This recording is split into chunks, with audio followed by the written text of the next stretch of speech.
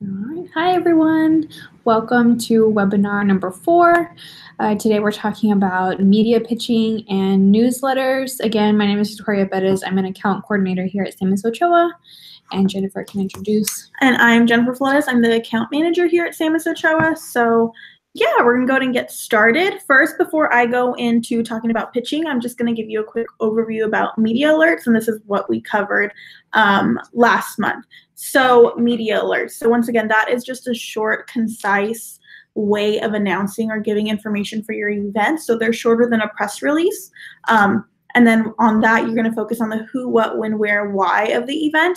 And this is something you want to send in advance to the media to see if they would like to cover your event. So typically you like to send these out the day before your event and then the morning of the event. And then right after you send it out the morning of the event, I recommend calling the news stations to see if they plan on sending someone out, or if they don't plan on sending someone out, if they would like you to send pictures and videos. If they say yes, then you can go ahead and snap some pictures, some quick video of your event and send them kind of like a recap. So when writing your media alert, you want to focus on 3 things. So make sure it's attention grabbing. So what you have on there summarizes your event.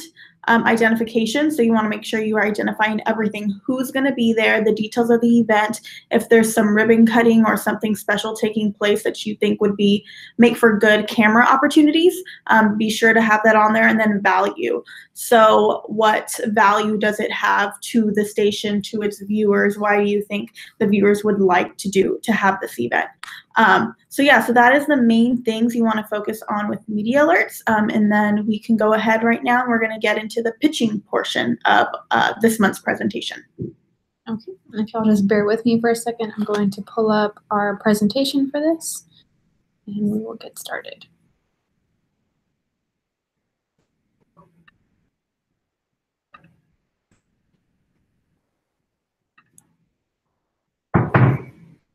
Okay, so right now we're going to get started with Jen, and she's going to go over creating a powerful media pitch.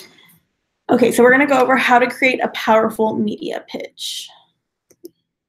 So what is a media pitch? So media pitch is a short, concise email or phone call to a journalist or influencer. So we haven't gotten too much into influencers yet. That will be one of our next webinars, but just letting you know, an influencer is just someone that has a big influence on the community. So you've probably seen a lot of these influencers. They're really bloggers or Instagrammers, but you've noticed they have over a couple thousand, if not 20,000 followers, and they have a big influence to their audience. So media pitches require personalized outreach and research before said outreach in order to understand what a journalist or influencer cares about, writes on, and how you can help them contribute to their beat. So before you write out any of your pitches, you really want to make a list of what reporters you want to pitch, which influencers you want to pitch, and see what they cover. If you see that there's for example, there is an influencer in San Antonio and her daughter goes to a Catholic school. So that's someone you can definitely pitch to see if you want them to cover your school, or to cover that's something that is having to do with either Catholic Schools Week, or for us, for example, how we're doing the I am a Catholic School Kid campaign. We've been pitching these influencers and trying to get them involved. And what we've been looking at is, are they Catholic? Do their kids go to Catholic school, or did they once go to Catholic school? So once again, it's a short, concise email. You never want your emails, I would say, to be more than 2 paragraphs, because just like media alerts, they like your pitch to be short, sweet, to the point. So make sure you're hitting on those big facts. What are you pitching them? Why is it important? How will it reach their audience, and why you think it's good that they cover this story. So next, we're going to go through a 6-step process of getting press coverage. So we're going to focus on identify your goal, survey the influencer landscape, survey the competitor landscape, come up with content ideas, pitch the press, and then follow up. So first, identify your goal. So what are you trying to accomplish? There are 4 primary objectives to pitching journalists. So it's getting relevant backlinks, getting traffic, being mentioned in the press, and acquiring new customers. So you really want to identify your goal. So is your goal to get more publicity for your school? Do you want to just get your school name out there? Do you want more enrollment? Do you want more people to go to your 5K or to your event? So the first thing you want to do is you want to identify that goal. And then the second one is survey the influencer landscape. So hone in on the publications and the specific journalists you want to reach out to. It is much easier, the way it says right here, it's easier to create content for a specific niche journalist and or publication rather than coming up with something and then just pitching it to a whole bunch of different reporters, even if you don't know, you see, oh, here's a reporter, I'm just going to see, maybe they'll pick this up. It's a lot easier for you to research first and research these publications and these reporters and seeing what they cover. So journalists will be more interested in a story that's perfect for their beats and builds on previous articles they've published. So what we like to do a lot of when we're pitching, if we see an article that we feel aligns well with one of our clients, we will pitch that reporter and we will say, hey, I read your article on X topic. It was so good. I think a good follow-up story would be blank. We do that a lot. And a lot of times when they see that, they see that we are paying attention, we are researching them, and we are getting them what they need. We are knowing what their beat is, and they really like when we do that, because you have to understand, reporters and the media get so many emails every day. So you really want to do something that's going to make you stand out, and they really appreciate when you are noticing what they're doing and their work. So next, survey the competitor landscape. So analyze what your competition is doing. Doing this is a great way to find content opportunities in your niche. So rather than starting from scratch. So exactly what we said before. So really research your competitors. What are they doing? Are you seeing your competitors in the news? What kind of stories are they pitching? Do you feel you have better stories or a similar story to that? Look at that, and then you could also do a follow-up pitch with that. Come up with content ideas. So create visuals, engaging content that inspires an emotion in readers. So write a how-to guide that incorporates your product, or create a list of products your audience would be interested in. And when you come up with these, it will be easier for you to come up with these pitches. So, graduate, maybe 8th grade graduation coming up, that's something that could be a really good visual and that would engage the audience. So what's really good to do is maybe come up with a list of all the events you're having or all of the big moments that you're having in the school year. And then you can map out, okay, when should I be pitching these this year? What has great visual content? Because when it comes to reporters, especially TV, they want great visuals. So if you can provide them great visuals, they will be very grateful, and they'll be more willing to go to your event.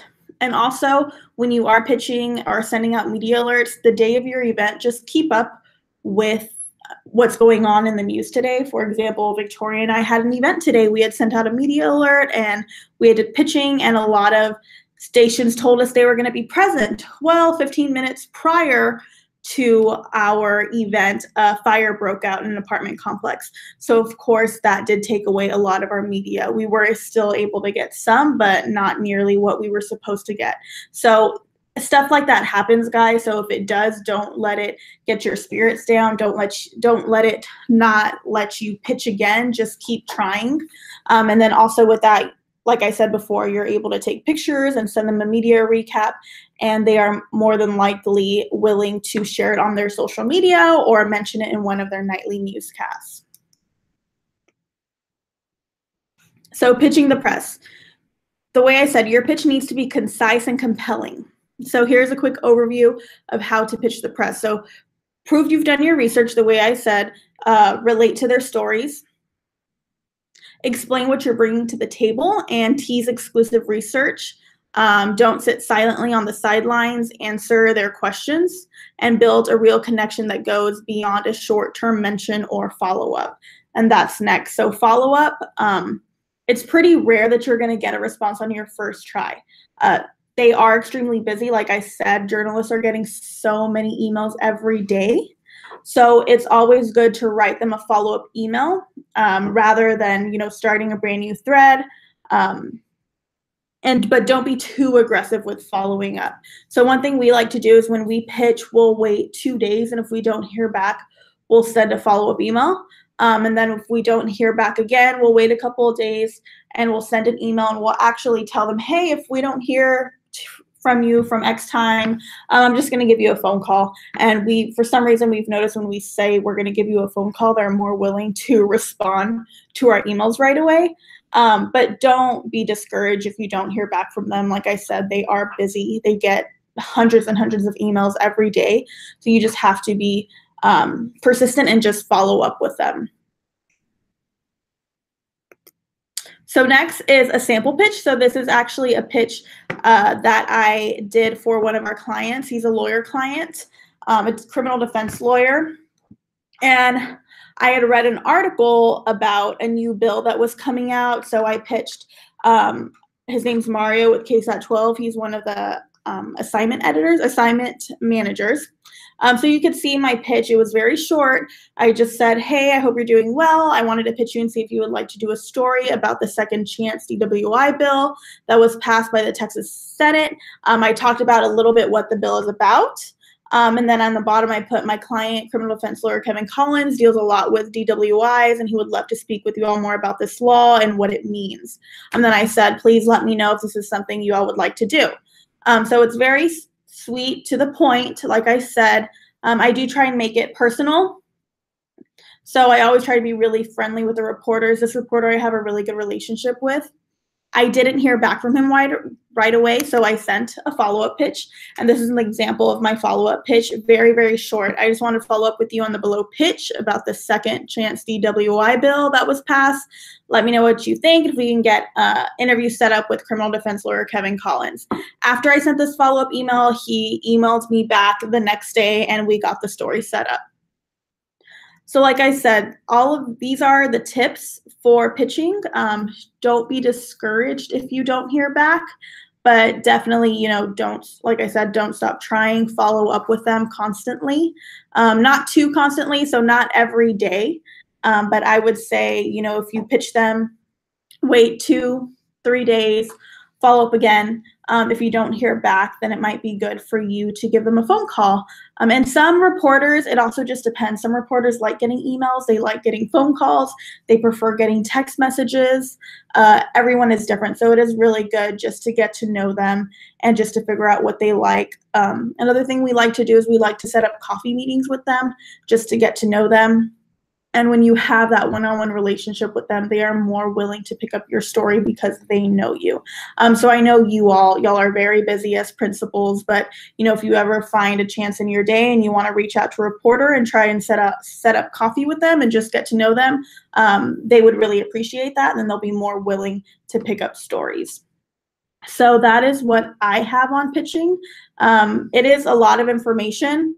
But it's also something that's very simple that you're able to do. If you all would like to, if you all have an event coming up and if y'all have a pitch that y'all want to send out, you're more than welcome to send it to Victoria and I. We can review it for you. We can even give you recommendations on reporters that would be best to send them to, because I know y'all are very busy, so y'all might not have all the time to do the research. And since we already know these reporters, if you just want to be like, hey, Jen, I have this event going on. Who do you think would be best to send a pitch to? And, we can go ahead and let you know that. All right. And now we're going to move on to, let's see what's going on.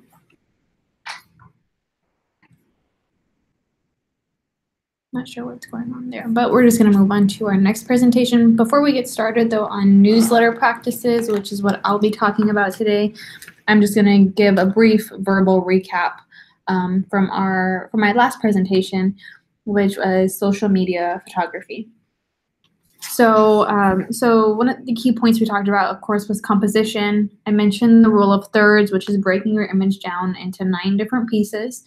This kind of helps you to kind of frame the center point of your photo and finding what's most important in your photo to get your message across every single time. That way you don't just have photos out there that don't have any substance or doesn't have any type of very good content for your audience. You want every photo you post to have something meaningful and some type of really good content into it. And so using the rule of thirds is really important. And once you kind of get that ingrained in your mind, every time you're taking a photo, it just becomes so much easier. So that was one area that we went over. Another topic we talked about was staying in frame. This really goes hand in hand with cropping your image. So you never want to take a photo of a person or a thing and half of it is cropped out or half of a student is cropped out. You want to have everything in frame all the time, never have anything cut off on the edges or the corners. And so just a good phrase to keep in mind is all or nothing, having everything in the frame or having nothing in the frame. So just keep that in mind when you're taking photos. Another thing we talked about was lighting. We like to avoid low light images because it's just not very pleasing to the eye when you have a really dark image. The eye naturally just gravitates to photos that are well lit. Photos that have a lot of white in it usually are just more appealing to the eye, but you don't have to have a lot of white in your photo as long as it's well lit and you can see the person's face or you can see the action that is going on. That is perfectly okay. Avoid overstretching. Never stretch your image out to where it distorts, a person or object that's in your photo. You never want to overstretch. Take multiples whenever you are taking photos of an event or of students, whatever it may be. Always take multiples of that one particular photo. That way you can go back later. And yes, people may say, oh, well, it takes up so much storage on my phone. Well, you can go back and delete all the photos that were really bad ones, but at least you got that one really good shot that has really good content, that is an action-filled shot that you can post on social media. So just always take multiple shots every time you're taking a photo of a particular thing. The next thing we talked about was overexposure, which kind of goes back to lighting. If you have a photo that's really blown out where it's really sunny outside, maybe you're at a carnival or you're at a sports game, you never want to post a photo that's really overexposed, meaning that it's too lit. So there's so much light hitting your lens that you can't actually really see what's going on in the image. It's really just blown out, and so you can't see the person's face, or you can't really see what action is going on in that photo. You always want to avoid those because then you can't really see what's going on. And so it's just harder for your audience to kind of gravitate to that. And then the last thing that we talked about was editing. Editing is okay. A lot of people usually don't want to edit their photos, or they'll say, if you have a really good photo, you don't need to edit it. But editing really helps you to bring a photo to life. You can make colors more vibrant. You can tone down lighting if it is really overexposed, like we talked about. Editing apps give you the ability to tone down the light. That way you're able to actually see the action going on or see the person's face. So we listed a few apps that you can use on iOS and on Android. If any of you all started using those apps since our last presentation, and if you had any questions, you can always email us and we'll be happy to answer those questions, whether that's just walking you through the app, or if you have any questions about the different tools that are on editing apps. There's a lot of tools that maybe may not make sense to you, or you're not sure what that tool is for and you're curious and you want to use it.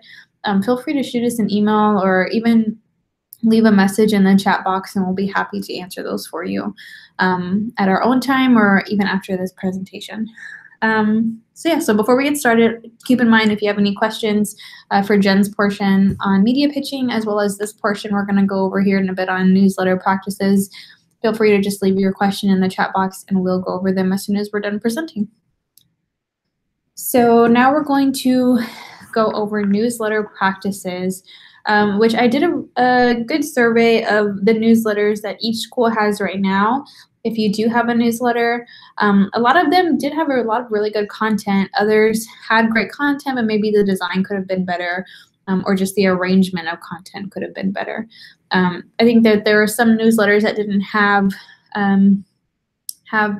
longer, more fuller content. And so the tips that I'm going to give you are going to help you to really reel in your audience. But before we do that, we're actually going to go in and define who our audience is and why that's so important. But first, let's talk about newsletter importance. So sending out a newsletter to parents, faculty, and staff is more than just keeping them informed. This is a really good part or a good sentence that I like is newsletter is personalized, targeted communication. So through a newsletter, you're really able to hit a certain person that you may not meet in person. You know that they are a parent at your school, but you don't get to talk to them as often. Or maybe it's a parent that is interested in attending your school, but you don't know them, you can't speak to them on a daily basis. But when they have your newsletter, they're way more informed, and they're at least informed by not talking to you at all. So through this, you're able to inform and persuade your readers to work with you. You also have a wider reach. So think about a newsletter as being a whole bunch of mini hands for you. They're able to go out and talk about the good news of the school or things that are going on more than what you could do in person. They can also develop a relationship with your readers by keeping them up to date. Parents, grandparents, staff, potential students, all of them would love to understand and know what is going on in your school. Even if they would want to know how they could help and how they can get involved, having a newsletter is so important because it keeps them up to date and it keeps them informed on this information. And then again, most importantly, you can share and spread your knowledge and keeping your readers aware of the great news going on in your school. And most likely than not, most readers are going to share with others, especially if there's a story in there about a particular student and that student's parent sees it. They're going to be so happy that their student made it into the newsletter. And so they're more than likely going to share it with their grandparents and with their friends. And then their friends share their newsletters with other friends because, they like the content that is in your newsletter. They like to see what's going on in your school. So it's a really good tool to have to increase your reach and to have a wider reach in general. Okay, here's where we're going to spend a big portion of our presentation. So a lot of it will be talking, but feel free to take notes. And if y'all need a recap at the end, I'll be happy to send y'all the notes that I have. But first, we're going to start with defining your goal of the newsletter and identify your target audience. So a successful newsletter is one that achieves its communication goal. So if you think about it, newsletter is a form of communication. And if you have a certain goal for your newsletter and you achieve that, that's when it's a successful newsletter because it's doing exactly what you intended it to do. And it's not just putting unuseful or mindless information out there for people to know, but it actually keeps them informed with relevant content. So in order to do this, first you have to define what is the goal of your newsletter. And there could be many different goals that you have, but what you really want to do is define one key goal for your newsletter, and whether that's communicating with the parent body, is it promoting your school to prospective parents? Another one it could be, which we've heard this from other principals, but it's cultivating alumni from their school. Maybe they don't have the reach to their alumni, and so they want to cultivate their alumni a lot better. Or is it to increase development? There's so many different types of goals that you could choose for your newsletter, but you really want to just choose one. And when you really find what it is that you want to be the main goal of your newsletter, that's going to be the base of all of your content. So when you think about choosing the goal of increasing or cultivating your alumni, everything that has to do with alumni or anything alumni might be interested in, that's going to be the base of all of your content and where your content is going to spur from. The next thing is when you define this goal, then you're able to identify your target audience. So this means now that you have your goal and what you want to do with it, again, if you're cultivating alumni, now your target audience is other alumni or those who might have the possibility to reel other alumni in. Maybe it might be parents or students, anything of that nature, but it's going to be primarily to hit your alumni and just gain more traction on cultivating them. So the second is tailor your content to your audience and to your goal. So you want to choose relevant, targeted content to the audience and the goal that you defined previously. So successful communication is not scatterbrained, but rather is very specific, and it's really goal-oriented type of content to hit your audience. Your audience is much more likely to read your content when they see what the content is and that it's relevant to them. So again, if you're, let's say, for example, this time you're hitting prospective parents. These are parents that maybe they've heard of your school, but they don't know exactly what is going on. So maybe your school has a garden, or maybe it has a really unique type of program that other schools don't have. Then that's when you really want to own in on that and portray it in a light where we're the only school who does this, or we're one of the few schools who have this garden, and your students can learn more about gardening and how we grow fruits and vegetables. So that's how you really want to own in on that subject, but you're tailoring it to fit prospective parents. So that way they're able to understand this and know and say, oh, I know that this school is doing this, and this is what I really want my child to get more involved in. And now I'm much more likely to enroll at your school. So that's how it would be for centralizing your content to your specific audience. If your goal is community outreach, or if it's school development, focus on new initiatives and student achievements rather than focusing primarily on baseball practices schedules or lunch schedules, which are really important for the day-to-day parent. But I think that that could be listed elsewhere than keeping it into a newsletter that's trying to hit a particular audience. If your newsletter is school-wide, though, however, like I said, those are really important. Then the content should be relevant to the entire student body and not just to one particular audience. So I don't see there being anything wrong with having a school-oriented, school-wide newsletter, and then having another newsletter that's really specific to a niche, which might be cultivating alumni or prospective parents. I don't see there being anything wrong with having two of them to reach as many as you can, just to spread the word about you, the good word about your school. The next thing that we're going to talk about is keep the content and design reader friendly. So before you disperse your newsletter, what you want to ask yourself is, how easy is it to read this newsletter? You want to go through and pretend that you are your targeted audience and read through it and kind of pick out anything that you see is really difficult to read. Maybe the text is too small, or a particular story is too wordy and it's hard for you to even get through it. Then that's when you really want to own it on that and say, okay, let me edit this to where it's shorter, it's more concise. That way I know that my reader is going to want to finish this entire story to really get the purpose out of it. So always ask yourself, how easy is it to read this newsletter? And even though you've read it, then the next thing you want to do is hand it to a friend, an honest friend or an honest colleague, someone, and ask them, how easy is it for you to read this newsletter? That way they can get honest feedback, or you can get honest feedback from them, and just better your newsletter all around. What you want to do is stay away from large blocks of text. So you want to keep the information short, well-spaced. You want to have well-spaced content, and save all of the funky, trendy fonts for later, which we'll talk about in a little bit when we talk about design. But you want longer, full articles or editorials, which are editorials that someone writes on behalf of a certain topic, which is biased in a certain way. So it might be a science teacher talking about her science class, rather than just being unbiased like a journalism article or an article would normally be. So excuse me. But editorials, again, are biased, which you can have. You can have teachers or principals write certain editorials, something that they're really proud about, and to share that good news. The key word count that you want to keep your editorials and your articles at is at 600 words or less. Anything more than that gets a little bit longer and harder to read, especially for maybe parents that are just reading on the go, or a targeted audience that is just kind of skimming through it. If they see a particular story that's really, really long, over 600 words, and they're most likely not going to read it. So you want to keep it at 600 words or less.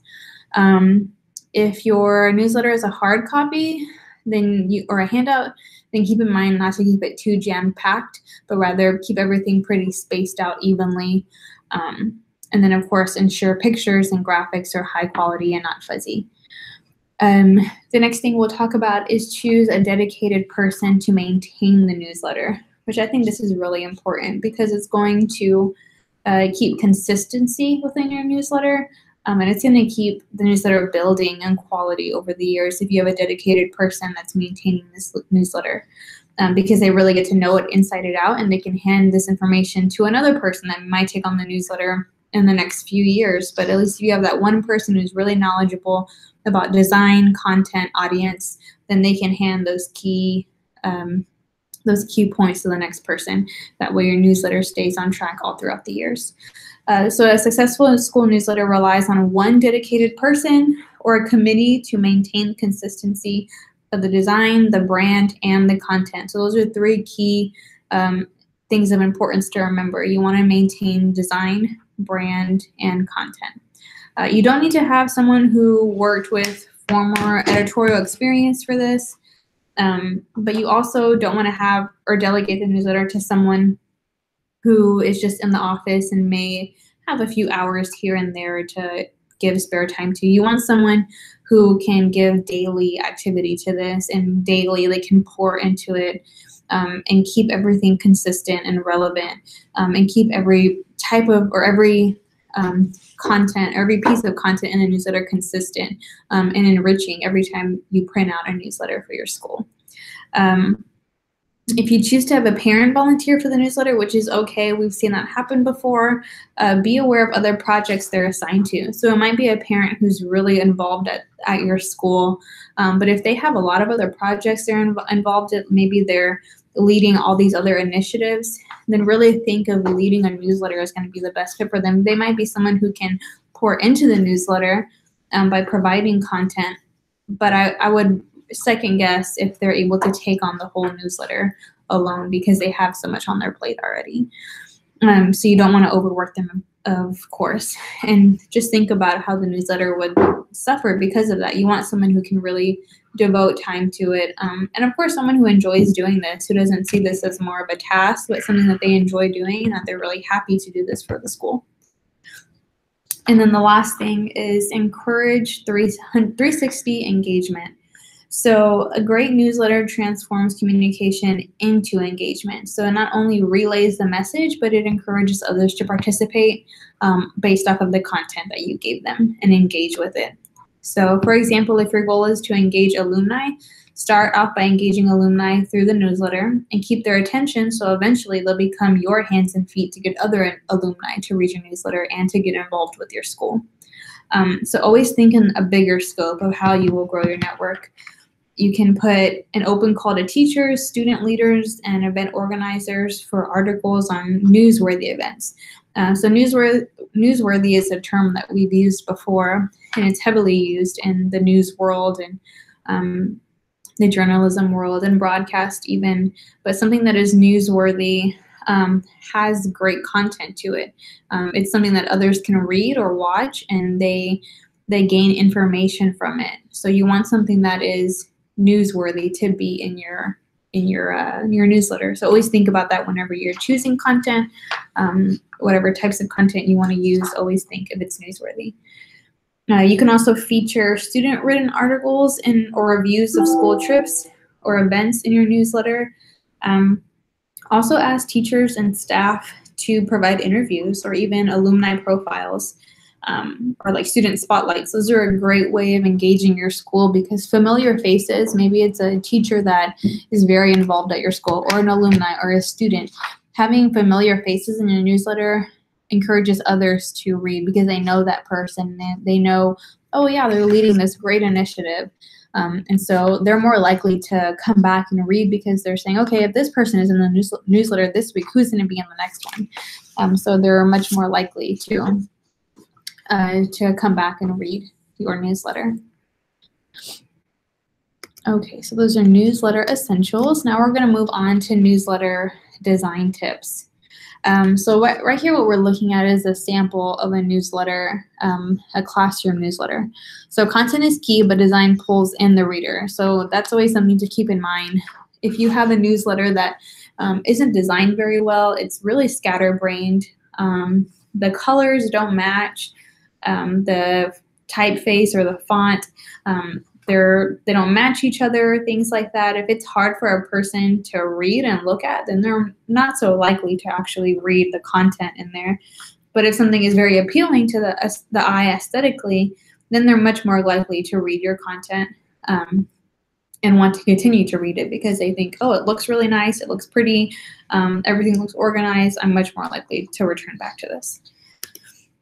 So how to make a newsletter visually appealing. So you want to create a header that's going to remain the same through each newsletter. So whether you have, for example, I can't think of a newsletter name right now, but you want to have your particular name of your newsletter decided, and that will be used throughout the years. Along with that, your header is going to match, and that's going to be used the same throughout the years and throughout each newsletter. So you want to select a color scheme, one that usually fits your logo. You might use your school logo as your newsletter, which is okay, or you might come up with a completely new logo for your newsletter. But as long as the color scheme of your newsletter fits your logo, it just looks more uniform. So you want one that's very specific. And you want one that looks coordinated again and not clashing. The next point is stick to standard fonts and avoid the call for trendy ones, which usually a lot of people can get sucked into. I know I can. There are times when I really want to use trendy fonts or trendy typefaces in my graphics because I think they look really cool, but they can be really hard to read. And so you want to avoid that, even though it's trendy and you might see someone else use it, but think to yourself again, is this easy for me to read? So avoid the trendy fonts. You want to use particular fonts that are classics, like Times New Roman, Helvetica, or Arial. Those are classic fonts that are really easy to read. Everyone's familiar with them. Another tip is to refrain from using different fonts in one issue of the newsletter because it just looks really busy and uncoordinated. So you want to pick one at absolute most, 2 different fonts for your issue. But never use more than 2 because then it just looks really clashy, and if every story is a different font, then it does not look coordinated at all. So you want to stick to 1, really try to stick to 1, at most 2. The next topic or next point is using subheadings for your content. So you always want to use subheadings. Your newsletter will have 7 different types of content, but you want to break up every piece of content with subheadings. So it's actually going to look a lot like a newspaper, how everything is broken up with a header and then a subheading. That's how you're going to differentiate between each type of content or story. The size of the subheading should also be smaller than your header, but larger than the type you use for your articles. So it's somewhere in between the middle, or it's in the middle between your content and the title of your content. The next point is stack content on top of each other, but avoid clutter.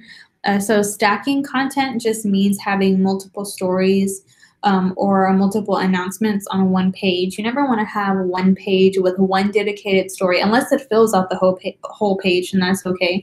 But again, keep in mind that you don't want your stories to be over 600 words. But if you have multiple stories on one page and you stack them, that's completely okay as long as your fonts are the same. They're not super duper long where it can get really hard to read through, and you do have headings and subheadings. But just always keep in mind when you stack content how cluttered it might look. And then the last point to make is using quality photos and graphics. So this is something that we talked about in our last presentation, having well-prepared, well-curated images for your social media, but it also bleeds into newsletters as well. While using photos and graphics, you want each photo and each graphic to be of good quality, not something that's blurry or stretched out or cropped really weird. You want them to be well-quality photos that the reader enjoys to look at. So avoid using pixelated photos or pixelated graphics. Refer back to the photography tips from the previous presentation. But this is where you, on the newsletter, more than social media, is where you want to showcase your best photography. Because again, this is distributed to a wider audience. It's distributed, it could either be a hard copy or it could be online, but you want them to be really high quality graphics and photos that are curated for that particular type of content or story, whatever it may be.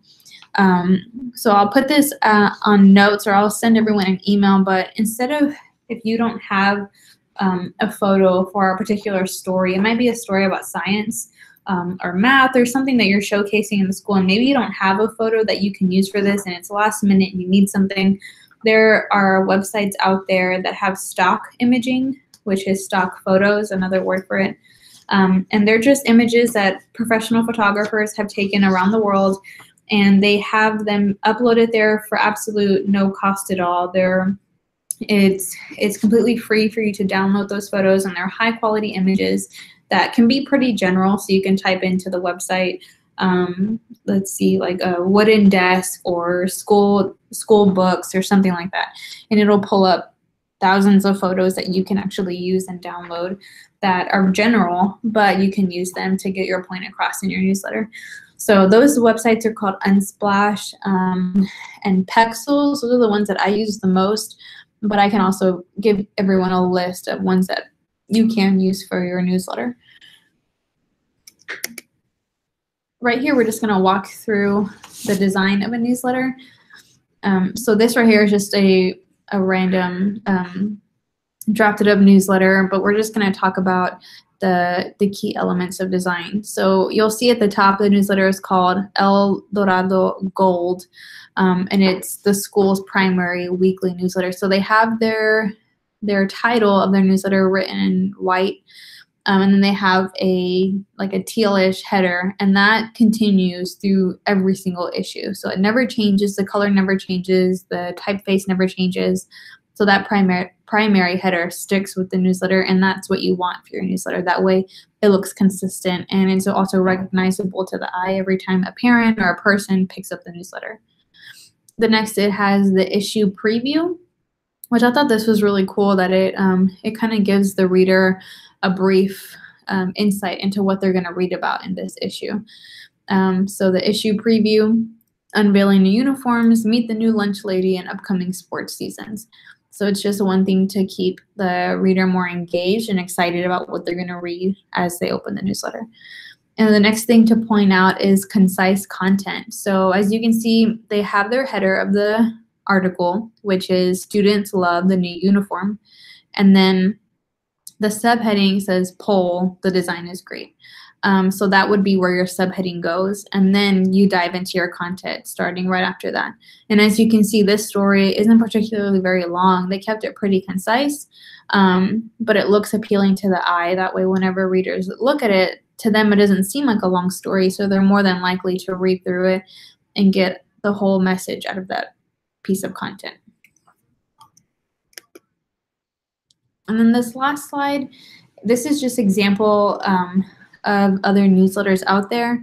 I actually pulled these from Canva, which is a site that we talked about when we talked about graphic design. Canva is something that we use here in our office to design graphics. But Canva also, I didn't know this, but they also have samples of newsletter design. So these are all samples that you can go in and edit to your particular liking. You can input your own content.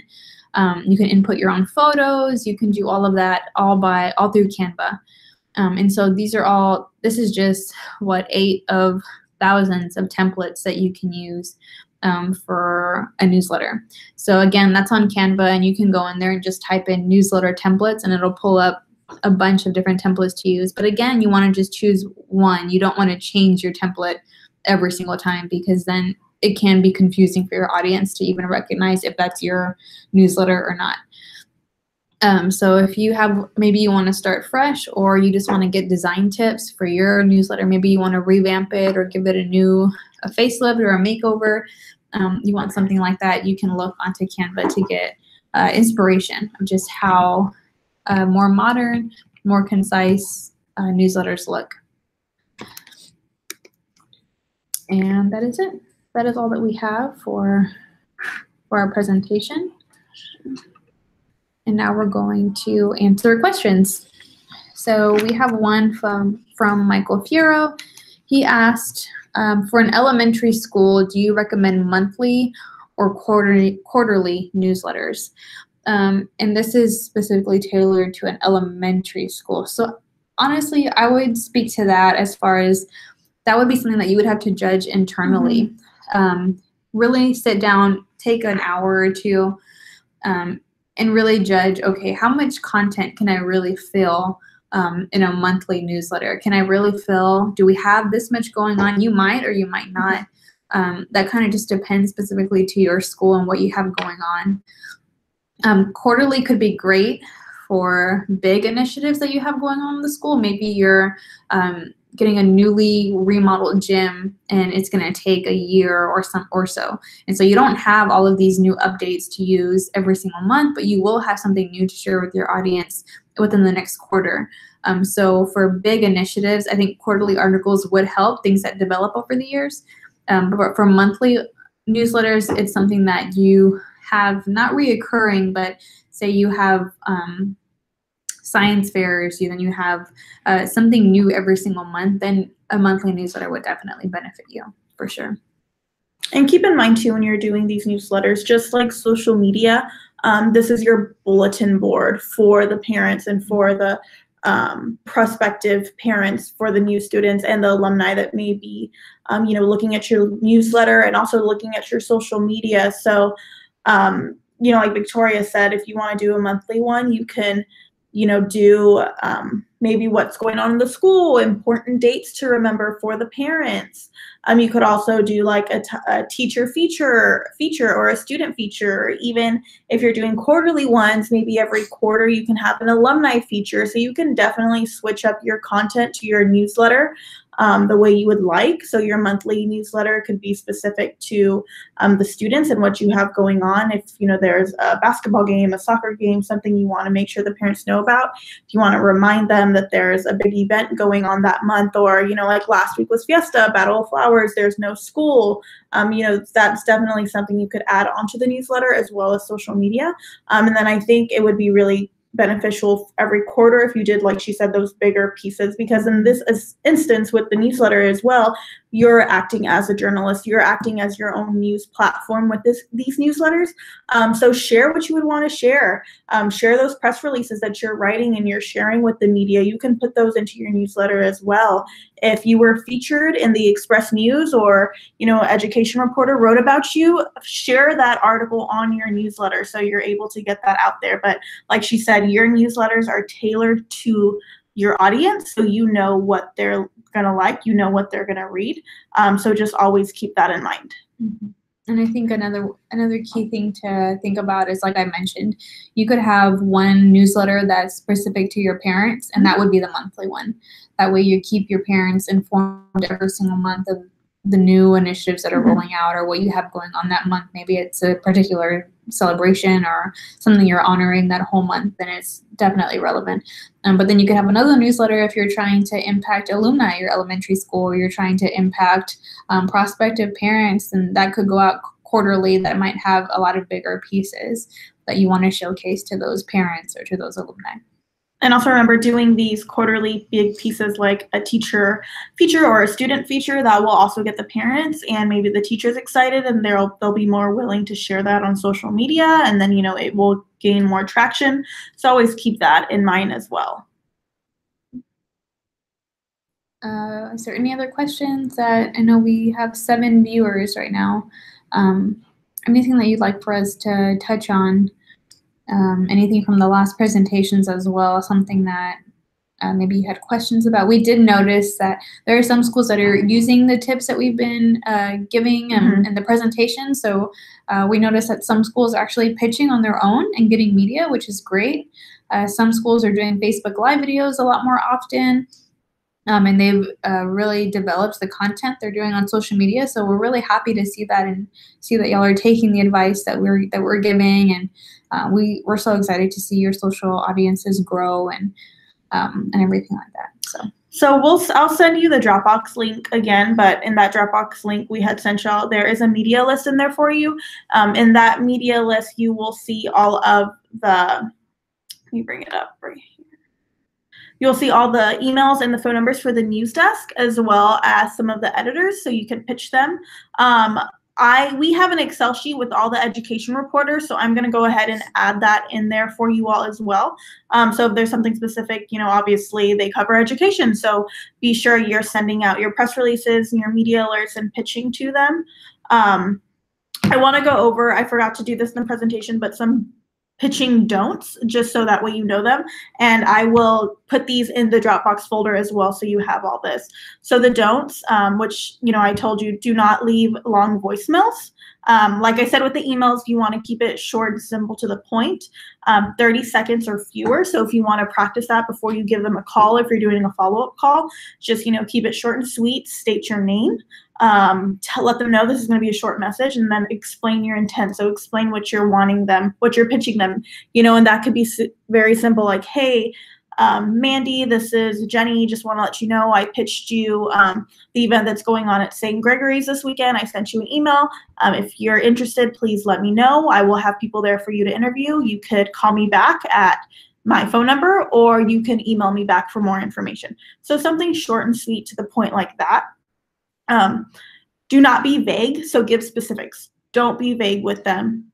And also don't be dishonest or misleading. If a journalist asks you questions about a topic and you don't know, just say, or you don't want to comment on it, just say, I don't know, or just say no. They're going to appreciate you being honest with them.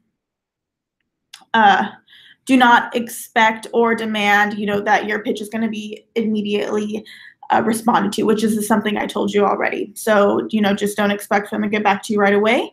And don't complain if your story is planned and then gets moved or even canceled. And that has to do with that example that I gave you about today. So if something happens, just don't be mad.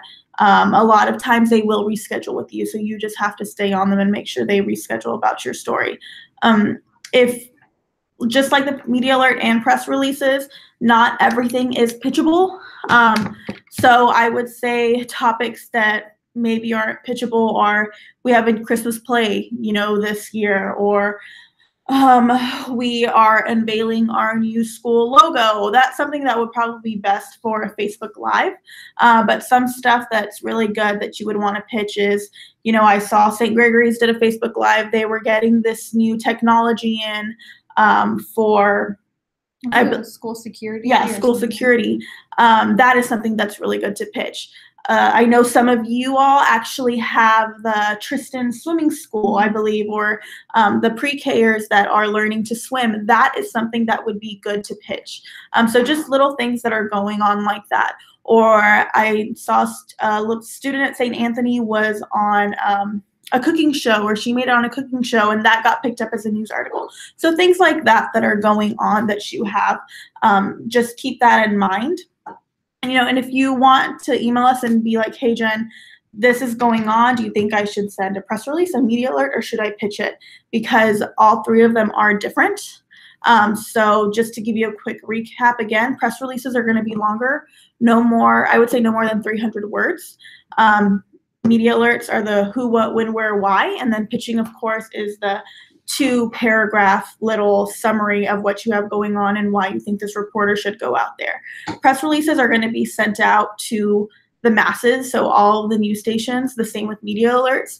Pitching, like I said, you really want to hone in. So your pitch, you never want to copy and paste and send the same pitch to every reporter. You want to do your research and make sure that you're personalizing it just for them, because they can tell if it is a copy and pasted pitch. Is there any other questions that anyone might have?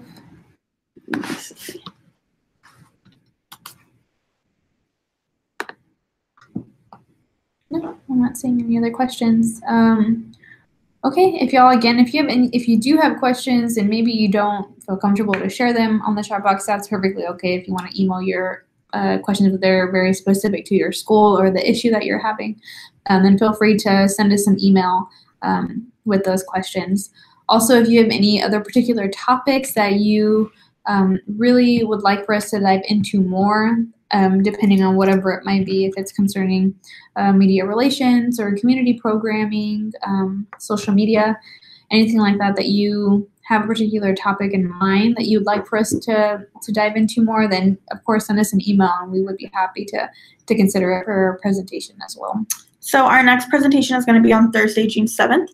We're going to be going over brand journalism and then websites, so why it's important to have them, why it's important to keep up with them, the importance of them in general and your audience. We do not design websites, but we can definitely give you some basic tips, and then we can also, in our next presentation, give you recommendations to some of our friends that do design websites, just in case you all are looking for, you know, a new website, or you want to get more information or more quotes from them. We'll definitely provide you with that information. If you can give us until tomorrow midday, we will be sending y'all the link to today's webinar. And then also we'll be sending you the Dropbox link, and in there you'll find more information from today's presentation, and then the education reporters in the media list. Okay, well, thank everyone for joining us for our 4th webinar, and we're looking forward to the next one. Bye.